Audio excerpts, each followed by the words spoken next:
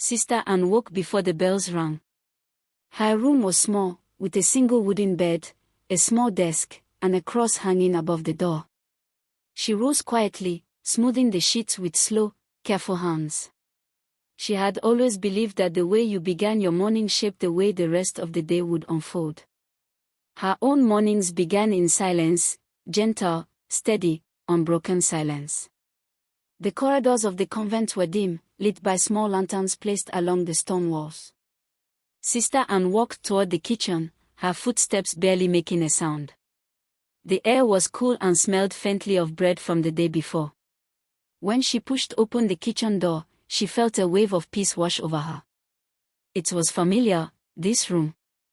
The wooden shelves, the large iron stove, the pots arranged neatly on hooks, it was her little world inside the larger world of the convent.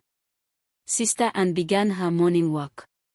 She filled a large bowl with flour, added warm water, and slowly kneaded the dough for the day's bread. The dough felt soft and warm against her palms, like a living thing. She kneaded in a steady rhythm, pushing and folding, pushing and folding. It was a task she had done thousands of times, but never once had she felt bored. For her, the kitchen was not simply a place for cooking, it was a place of prayer. Every movement, every action, was a small offering to God and to her sisters. As the dough rested, she began chopping vegetables for the soup. The carrots made a crisp sound beneath her knife, the onions made her eyes water, and the herbs filled the room with their fresh fragrance. Sister Anne worked alone, but she never felt lonely. There was a quiet companionship in the rhythm of her tasks. She often spoke to God while she cooked, softly, under her breath, words only he could hear. She asked for strength, for patience, and for the ability to serve with love no matter how small the chore. Around mid-morning, Sister Cecilia entered the kitchen with a basket of fresh eggs from the coop. "You're early today," she said softly. "I woke before the bell," Sister Anne replied, smiling. The kitchen was calling. Sister Cecilia laughed and placed the basket on the table.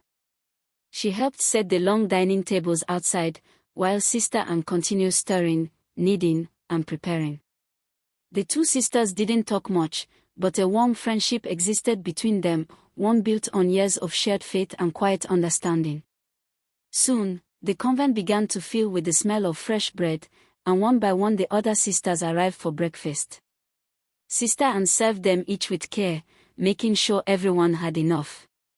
She stood by the counter, watching them eat, feeling a soft glow of happiness spread through her chest. She never needed recognition. She never needed praise. Knowing that her work kept her community healthy and strong was enough for her. After breakfast, she washed the dishes, scrubbing each plate until it shone. She opened the kitchen window to let in the warm breeze from the garden. Children's laughter echoed faintly from outside, as the village children arrived for lessons. Sister Anne paused for a moment, leaning on the sink and listening. She loved those sounds, the sounds of life, of innocence, of hope. It reminded her why service mattered so deeply. In the afternoon, Sister Anne carried baskets of food to the poor families in the village. The path to the village was long, but she walked without complaint. She delivered warm bread to a mother with 3 young children, a jar of soup to an elderly couple, and fresh vegetables to a man recovering from an injury. Everywhere she went, she offered not only food but kindness. She listened to worries, held trembling hands, and prayed with those who asked. People trusted her, not because she had answers, but because she had a heart that listened. As the sun began to set, she returned to the convent, tired but content. The sisters gathered for evening prayers in the chapel, their voices rising softly like one single breath. Sister Anne closed her eyes and thanked God for the strength to serve that day. After prayers, she returned to the kitchen to prepare the dough for the next morning. The room was quiet now, the light soft and golden. She stood alone, kneading dough with calm, steady hands. She knew some might see her life as repetitive or ordinary, but she saw it as beautiful. Each day was another chance to love through service. Each meal was another chance to comfort. Each silent moment in the kitchen was another conversation with God. When she finally returned to her room, the moonlight was shining through the window.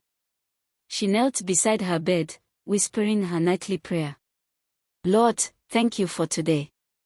Let my hands continue to serve, and let my heart remain humble. And with that simple prayer, Sister Anne climbed into bed, peaceful and ready for whatever the next day would bring.